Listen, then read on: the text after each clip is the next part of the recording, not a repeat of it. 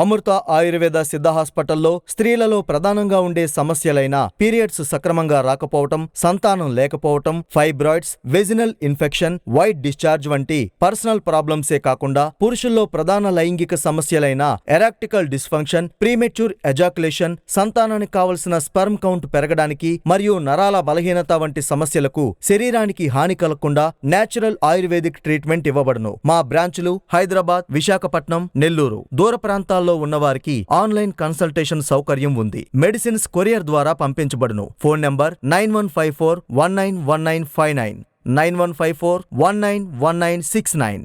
ముద్రగడ పద్మనాభం గారి రాజకీయ జీవితం గురించి అందరికీ తెలుసులే, కానీ వ్యక్తిగతంగా తన సొంత కుటుంబంలో జరిగిన కొన్ని విషయాలను మాత్రం ముద్రగడ పద్మనాభం గారు ఎప్పుడూ బయటకు చెప్పుకోలేదు.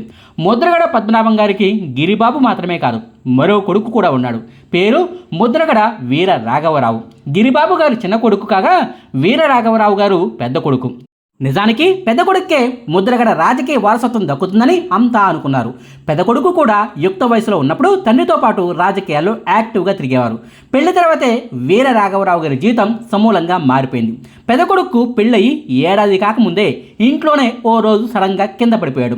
మాట్లాడుతున్నాళ్లే కానీ పైకి లేవలేకపోతున్నాడు. వెంటనే కాకినాడ ఆసుపత్రికి తరలించి వైద్యులకు చూపించారు. ఇక్కడ లాభం లేదు, వెంటనే హైదరాబాద్కు తీసుకెళ్ళండి డాక్టర్లు సూచించడంతో హుటాహుటిన హైదరాబాద్కు తరలించారు. మీ అబ్బాయి వెన్నుపూస చాలా దెబ్బతింది, బాగా వీక్ అయిపోయింది. మందులతో నయమైతే ఓకే, లేదంటే మాత్రం పూర్తిగా మంచానికే పరిమితం అవ్వాల్సి వస్తుందంటూ విస్తుపోయే విషయాన్ని డాక్టర్లు చెప్పుకొచ్చారు. గుండెను రాయి చేసుకుని కనకొడుకును బ్రతికించుకునేందుకు 1 కాదు 2 కాదు 5 ఏళ్ల పాటు ట్రీట్మెంట్ ఇప్పించారు. హైదరాబాద్లోని పెద్ద పెద్ద కార్పొరేట్ ఆసుపత్రుల చుట్టూ తిరిగారు. బెంగళూరు నుంచి న్యూఢిల్లీ వరకు చాలా ఆసుపత్రులకు వెళ్ళారు. అయినా ఫలితం లేకుండా పోయింది. తనకు తెలిసిన వాళ్ళ ద్వారా కొడుకు మెడికల్ రిపోర్ట్లను అమెరికాలోని డాక్టర్లకు సైతం చూపించారు. అక్కడ ఏదైనా పరిష్కారం దొరుకుతుందనుకుంటే కొడుకును అమెరికాకు తీసుకెళ్లి మరీ వైద్యాన్ని చేయించుకుందామనుకున్నారు. కానీ అమెరికాలోని డాక్టర్లు సైతం ఫలితం లేదని తేల్చి చెప్పడంతో పూర్తి నైరాశ్యంలోకి వెళ్ళిపోయారు. మీ అబ్బాయి మంచం మీద నుంచి లేవలేడు, నడవలేడు, కూర్చోలేడు, బ్రతికినంతకాలం ఇలాగే ఉండక తప్పదు. ఏ వైద్యమో ఈయన సమస్యను నయం చేయలేదు. ఇంట్లోనే కుటుంబ సభ్యుల సమక్షంలోనే మీ అబ్బాయిని ఉంచండి, అదే అతన్ని ఎక్కువ కాలం బ్రతికిస్తుంది అంటూ వైద్యులు తేల్చి చెప్పారు. దీంతో అప్పటి నుంచి ఇకపై ఆసుపత్రుల చుట్టూ తిరగడం పూర్తిగా మానేశారు. ఆ సంగతిని పక్కన పెడితే ఏపీ ముఖ్యమంత్రి చంద్రబాబు నాయుడు గారితో ముద్రగడ పద్మనాభం గారికి అసలు ఎప్పటి నుంచి మొదలయ్యాయన్న విషయం చాలా మందికి తెలియదు. వైఎస్ రాజశేఖర్ గారు చనిపోయిన తర్వాత కాంగ్రెస్ పార్టీ నుంచి కూడా బయటకు వచ్చేసిన ముద్రగడ గారు ఆ తర్వాత ఏ పార్టీలోనూ చేరకుండా కాపు నాయకుడిగా తన పోరాటాలేవో తాను చేసుకుంటూ ఉండేవారు. 2012 నుంచి 2013 సంవత్సరం మధ్యలో ఓసారి కరెంటు బిల్లుల విషయంలో ముద్రగడ పద్మనాభం గారు పెద్ద రచనే క్రియేట్ చేశారు. ముద్రగడ పద్మనాభం గారికి కలప ఫ్యాక్టరీ ఒకటి ఉంది. కాంగ్రెస్ సర్కారు కావాలనే తన ఫ్యాక్టరీలకు ఎక్కువ కరెంటు బిల్లులను వేస్తోందని, తనను ఇబ్బంది పెట్టాలన్న లక్ష్యంతో తనకు చెందిన ఇతర ఆస్తులకు తరచూ కరెంటు సరఫరాను నిలిపివేస్తోందని ఆరోపణలు చేస్తూ భార్యతో సహా ఇంట్లోనే ఓ గదిలో కూర్చుని నిరాహార దీక్షను మొదలుపెట్టారు. అప్పటికి ఇంకా రాష్ట్రం విడిపోలేదు. చంద్రబాబు గారు ప్రతిపక్ష నేతగా ఉన్నారు. ఓ కాపు నాయకుడు నిరాహార దీక్ష చేస్తున్నారన్న ఉద్దేశంతో కాపులను తన పార్టీకి దగ్గర చేసుకునే క్రమంలో చంద్రబాబు గారు స్వయంగా హైదరాబాద్ నుంచి కిర్లంపూడిలోని ముద్రగడ ఇంటికి వెళ్లారు. ముద్రగడ పద్మనాభం గారి నిరాహార దీక్షకు సంఘీభావం తెలపాలన్నదే చంద్రబాబు ఉద్దేశం. అయితే టీడీపీ అధినేత మాజీ ముఖ్యమంత్రి చంద్రబాబు నాయుడు గారు స్వయంగా ఇంటికి వచ్చినా సరే ముద్రగడ గారు మాత్రం తలుపులు తీయలేదు. ఎన్నిసార్లు ఫోన్ చేసినా లిఫ్ట్ చేయలేదు. తలుపులు తీసి బయటకు వచ్చి ఓసారి చంద్రబాబు గారిని కలవమని కొడుకు సైతం నచ్చ చెప్పినా సరే ముద్రగడ పద్మనాభం గారు మాత్రం తలుపులు తీయలేదు. 1 కాదు 2 కాదు ఏకంగా 3 గంటల పాటు ఇంటి ముందే ఓ చెట్టు కింద ముద్రగడ కోసం చంద్రబాబు గారు నిరీక్షించారు. కానీ ఆయన మాత్రం తలుపులు తీయలేదు. దీంతో చంద్రబాబు గారు సామర్లకోటలో ఓ పర్యటన నిమిత్తం వెళ్ళిపోయారు. అప్పటిదాకా తలుపులు తీయని ముద్రగడ చంద్రబాబు గారు వెళ్ళిన గంట తర్వాత తలుపులు తీసి బయటకు వచ్చారు.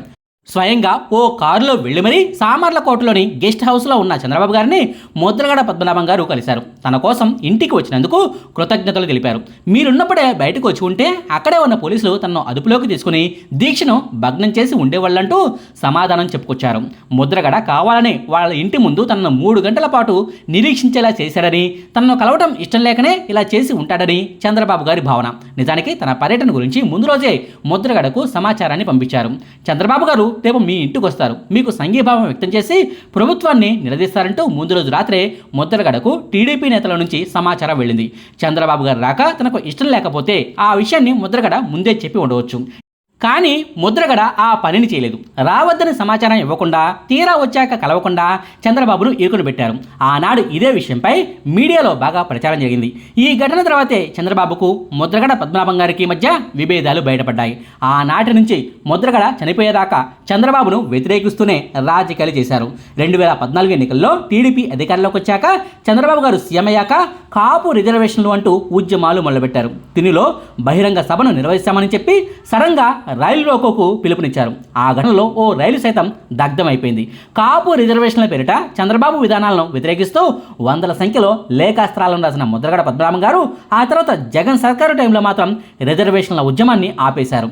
2024 ఎన్నికలకు ముందు జగన్ సమక్షంలో వైసీపీలో చేరి వైసీపీ నాయకుడిగానే కన్నుమూశారు.